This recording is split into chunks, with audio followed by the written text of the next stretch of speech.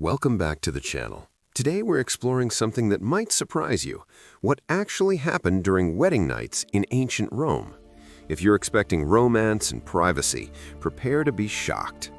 Before we dive in, if you enjoy historical content like this, please consider subscribing. It helps the channel grow and lets me know you want more deep dives into the past. Ancient Rome gave us incredible engineering, sophisticated law systems, and political structures that influenced the modern world. But their approach to marriage? That was something entirely different. Roman weddings weren't celebrations of love, they were legal contracts performed in front of witnesses, designed to transfer property and establish legitimate heirs. Let's examine why Roman wedding nights were so dramatically different from what we might expect today. In ancient Roman society, marriage served specific practical functions. The union connected families of similar social standing, consolidated wealth, and, most importantly, ensured legitimate children who could inherit property without legal complications. The Romans were deeply suspicious of romantic love as a foundation for marriage. They considered passionate feelings unreliable and potentially disruptive to social order. Instead, they valued stability, predictability, and clear legal frameworks. This meant the wedding night carried enormous significance, not as a romantic milestone, but as legal evidence. The consummation proved the marriage was valid and complete. Romans were meticulous about documentation and proof, and this extended to marriage itself. The concept of privacy, as we understand it today, didn't really exist in the same way for Romans. Important family events were witnessed and verified by the community. The wedding night was too crucial to leave to private testimony alone.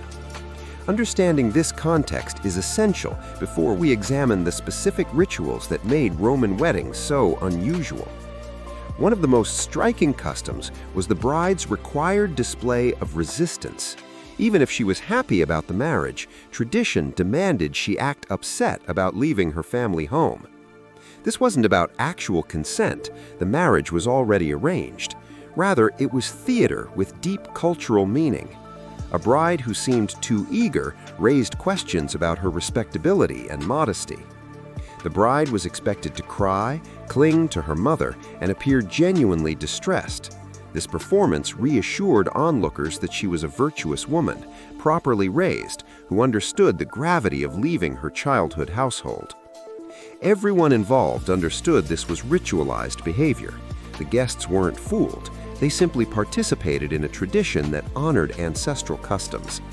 Romans believed their marriage practices originated in ancient abductions, and this ritual symbolically reenacted that founding myth.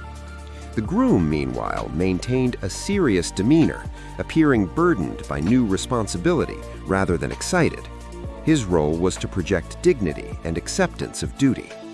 This theatrical reluctance served a clear social purpose. It marked the bride's complete separation from her birth family. Once this dramatic departure occurred publicly, there could be no ambiguity about her new status. After the symbolic resistance, the wedding party formed a procession through the streets. This wasn't a quiet walk. It was loud, chaotic, and deliberately conspicuous. Guests carried torches, which served multiple purposes. Fire provided light, but Romans also believed flames drove away malevolent spirits who might interfere with the couple's fertility or future happiness. As the procession moved through the city, participants shouted jokes and sang songs. These weren't polite well-wishes. The songs contained explicitly crude humor about the couple's upcoming intimacy.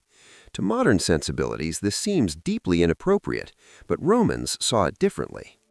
They believed vulgar humor and loud laughter confused evil spirits and protective deities, creating a shield around the newlyweds. The louder and more outrageous the commentary, the better the spiritual protection.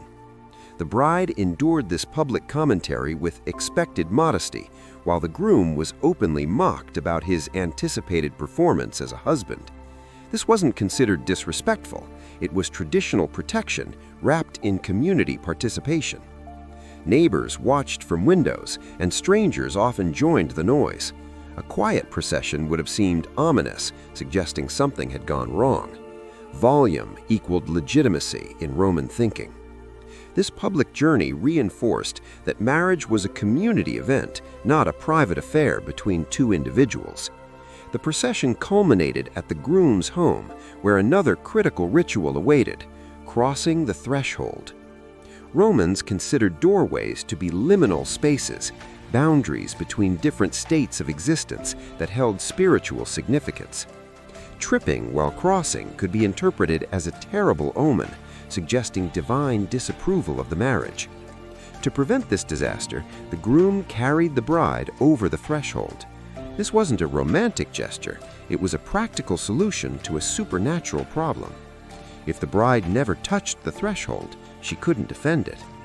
This carrying also symbolized that the bride didn't enter voluntarily. She was brought into her new household, transferred like valuable property, though property with rights and respect. Once inside, attention shifted to the marriage bed, which had been prepared with meticulous care. Flowers, woolen bands, and protective amulets surrounded it. Romans weren't decorating, they were creating spiritual defenses. The bed represented where legitimate heirs would be conceived, making it central to the family's future. Female relatives guided the bride to the bed, offering instructions and ensuring tradition was properly followed. The bride wore a special belt tied in a complex knot, often associated with Hercules. Only the groom could untie this knot, symbolizing his new authority and the marriage's transition from symbolic to actual. This moment carried significant pressure. The groom was expected to perform this task confidently, regardless of his actual experience or knowledge. After the couple entered the bedroom, relatives and friends gathered outside the door. They sang, shouted, knocked, and sometimes demanded audible proof that the marriage was progressing as expected. Romans believed silence was dangerous. It created opportunities for malevolent forces to interfere unnoticed. Noise outside the bedroom confused these spirits and provided protection. The couple inside was expected to tolerate this without complaint. Requesting privacy would have raised suspicions. Privacy suggested secrecy, and secrecy implied something was wrong. This public involvement sent a clear message to the community. The marriage was legitimate, witnessed, and properly completed. The noise served as oral documentation in a society that valued verification. The groom faced particular pressure as his masculine reputation was being publicly evaluated. The bride was expected to remain quiet and modest despite the extraordinary circumstances. Eventually, the noise subsided, not because the guests felt satisfied with evidence, but because they believed their protective presence had accomplished its purpose. The next morning brought additional scrutiny. Female relatives sometimes discreetly verified that the marriage had been consummated, providing further confirmation of legitimacy. The wedding night didn't end with sleep. Morning brought new rituals that formalized the bride's changed status. The new wife immediately began performing household duties, demonstrating her integration into the family. This wasn't punishment, it was symbolic proof of her new role. She greeted the household gods as their new caretaker, accepting responsibility for maintaining domestic religious practices. Romans took these spiritual obligations seriously. Relatives often observed these morning activities, essentially conducting an inspection disguised as tradition. They wanted confirmation that the transition had proceeded smoothly. In some households, the couple shared a formal morning meal together, publicly displaying their new partnership. This meal wasn't about bonding, and more about community acknowledgement. The groom fully assumed his role as household leader, taking on responsibilities not just for a wife, but for future children and family property. To modern perspectives, this immediate return to routine seems harsh, with no recovery period or emotional processing, but Romans found reassurance in quickly reestablishing normal order. The faster life returned to predictable patterns, the more successful the marriage appeared. Looking at Roman wedding nights reveals how dramatically different their values were from ours. They didn't design marriage around emotional fulfillment or romantic love. They designed it around stability, legitimacy, and social order. Every ritual we've examined served a specific purpose, eliminating ambiguity about the marriage's validity, ensuring proper transfer of the bride between households, protecting against spiritual threats, and creating community witnesses to prevent future legal disputes. The lack of privacy that seems so shocking to us made perfect sense in their context. Privacy created room for doubt, and doubt threatened the entire social structure. Romans were remarkably honest about marriage's function. They didn't disguise it with romantic language. It was a tool for maintaining social stability, and like any important tool, it needed clear instructions and verification. If love developed later in the marriage, that was considered a pleasant bonus, but love was never the foundation. Duty was. Understanding these differences helps us appreciate how much marriage